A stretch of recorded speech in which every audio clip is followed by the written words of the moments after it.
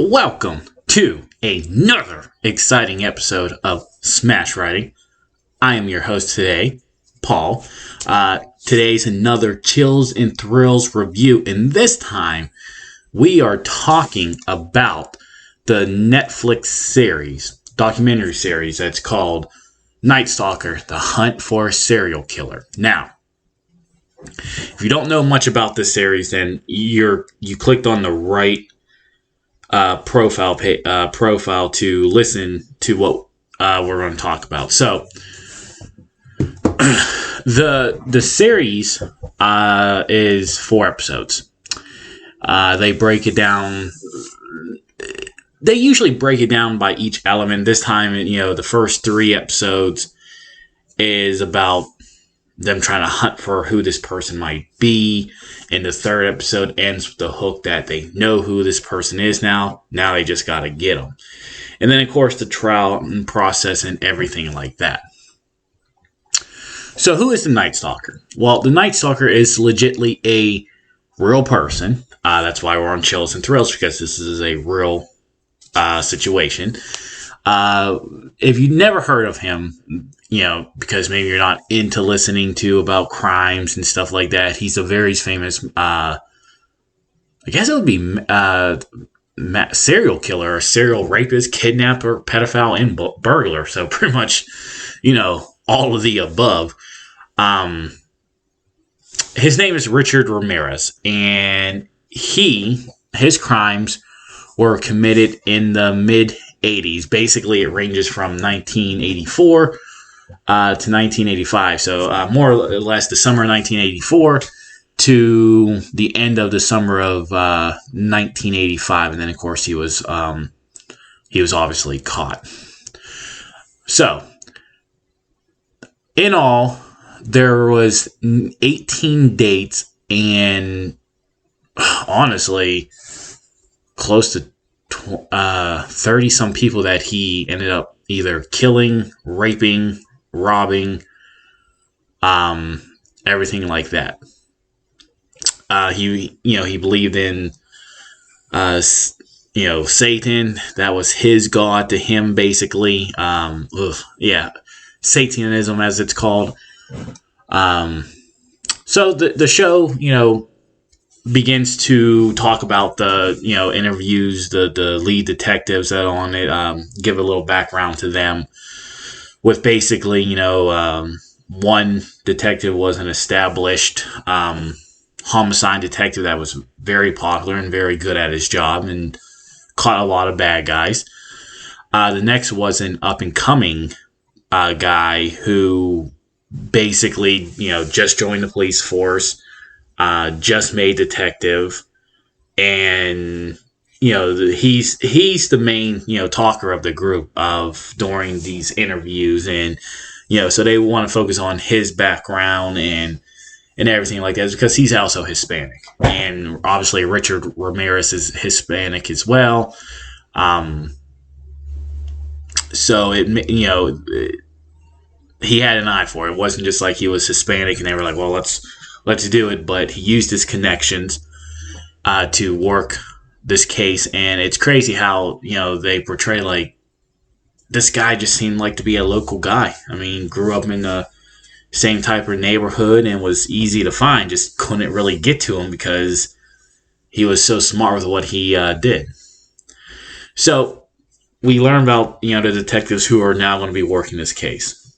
And the series also portrays not only, their public image, but, you get to see how the detectives are now taking this at home that affects their families, where, they can't be in the same house because once their names get public, it's very possible that the killer or killers, depending on the situation, would try to go to the person's house. I mean, best way to do something is to stop the ones who know everything about you. So, we get that insight, and that was good because, you've seen these 2 detectives working hard. I mean, it might have been only a year's worth of work, but how hard they were working, it seems like 10 years of work, took a toll on their families and everything like that. The first episode's really about the detectives and what they're about, their reputations, their background. Then we move into the next episode. Next episode now they start to investigate crimes. First, it seems to be random. They're not connected. The LA area is a big area, and you can commit one crime in one area and get away with it another crime. And they also talk about that type of situation too, how they had, there was literally like a block where there's 4 different agency turfs, and it became a turf war, a pissing contest, which, caused the main detectives who had the most evidence from getting more evidence and maybe stopping him a lot sooner.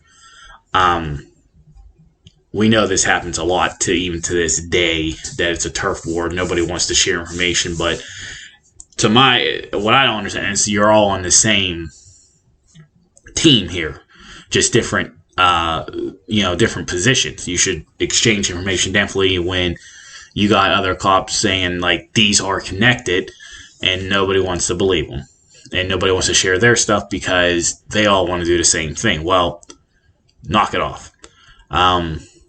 So the second episode, focused now on the crimes and how it's like, okay, how can we connect them? And the goal was to connect them to see if they are related, because Richard Ramirez most killers use the same weapon, same type of weapon. Ramirez used a bunch. I mean, he went from using handguns to knives to a machete to a tyrant. Anything he could even get his hands on to finish a job, he was getting it. So the cops had to, in these interviews, they have to discuss that they are trying to put everything together, and it's becoming more and more difficult. Most serial killers have a certain type of person they want to pick on. It's so easy to find them. Ramirez was not that case, and that's something they do talk about, is that every person was old. They were either white, they could be a woman, they could be a man, they could be black, they could be Hispanic, they could be anything. And he was going out. He didn't pick, a group. It was just everybody. Nobody was free. So episode 2 really starts, trying to connect the dots and fight to get the evidence and everything like that. We jump into episode 3, which, there's a crime spree that's outside of LA.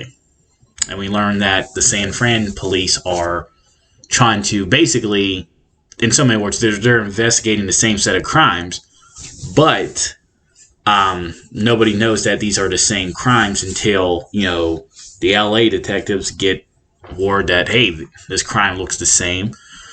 In this episode, we start to see how the media kind of plays a negative role. I mean, their job is to get the story. Their job is for the ratings, and they do not care if they compromise the case just for the TV so they can update people. You can understand their points. They have a job to do, but then you can also understand that there is a risk factor involved. This guy's information's getting leaked out because they want a news article or, an extra ad on their TV.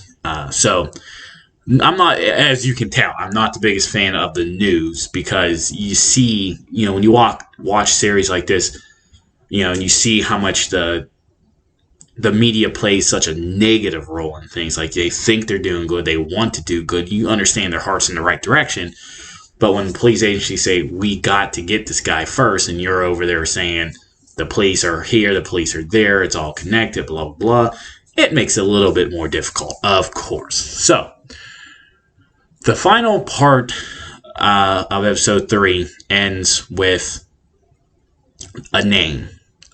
A name that took them probably half the episode, as they explained that they had to go here, they had to go there, and they finally get a name. They get the Richard Ramirez.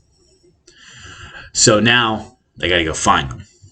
Episode 4, which is the final episode of this little mid-limited series, is basically to hunt for him in the trowel. They get the guy. They want the trowel's are the, obviously the most difficult part, because they got to compile all this evidence against them, and they do. They ended up succeeding. Like anything, that every time, if a killer is a good looking person, you got the bimbos out there wanting him to be free. I mean, the guy was even married to a fan of his while he was in prison, because she just loved what he stood for, yada, yada, yada.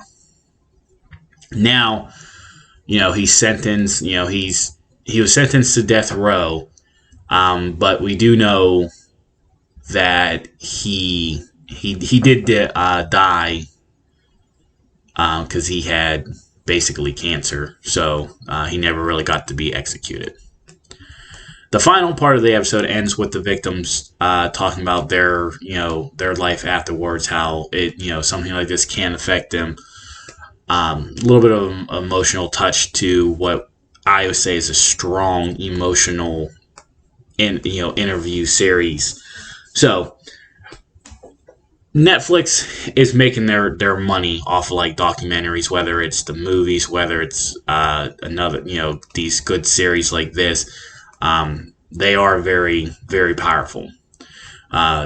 They give good details. They're able to get everybody that's involved, get their statements, and the production putting stuff together to help you visualize stuff. Because I mean, they show you, obviously you're talking to the real people. They do show a good amount of archive footage to give you an idea of, it's like you're watching the news back in that day. They do manage to get everybody, the big name players involved, and get a good interview going there. So that's nice. Another thing that Netflix does good is obviously the production of the reenactment. That's another part of their documentary series stuff, where they they have to get you that full visualization. They want to show you what they're talking about.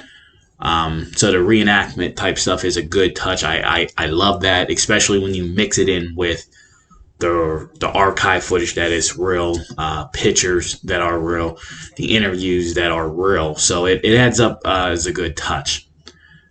Is it creepy that like this person got to walk the earth? Absolutely.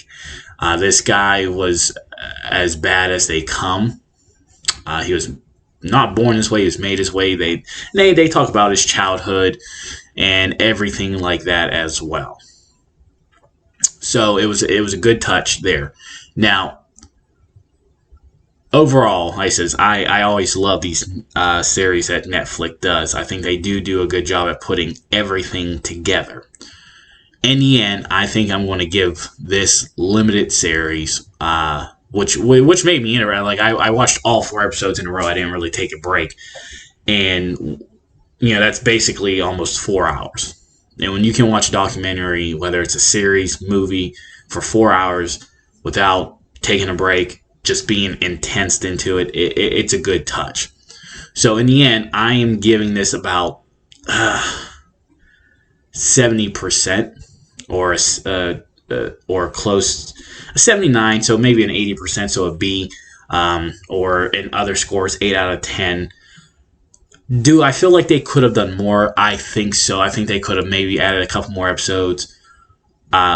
Maybe focus on the victims' stories a little bit more. Give a little bit more details. Maybe find a little bit more survivors.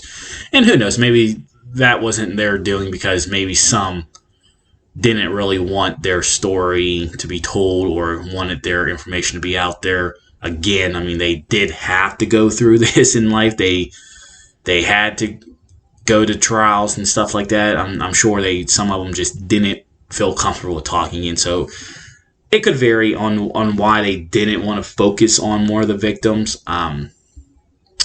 Maybe a little bit more details regarding his prison stay, but I understand, it's a hunt for a serial killer. They're really not talking about his jail time at this point. They're focusing on the man that was running the streets rather than the man that was in jail behind bars. So I kind of get all that.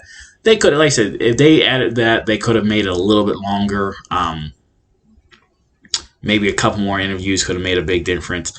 But other than that, it was another good series, and definitely another great review to do chills and thrills. Because at the end of the day, this gives you chills knowing that this guy walked the earth, and he only died like 7 years ago. So I mean, this is not like a serial killer in the 20s. It's a little bit of everything, but I would recommend you guys checking it out if you haven't already. It is a good series. Great interviews, the interviews that they got, great production value. So it was definitely a good one to watch, and I'm glad I got to watch it. So until next time, guys, have a good one.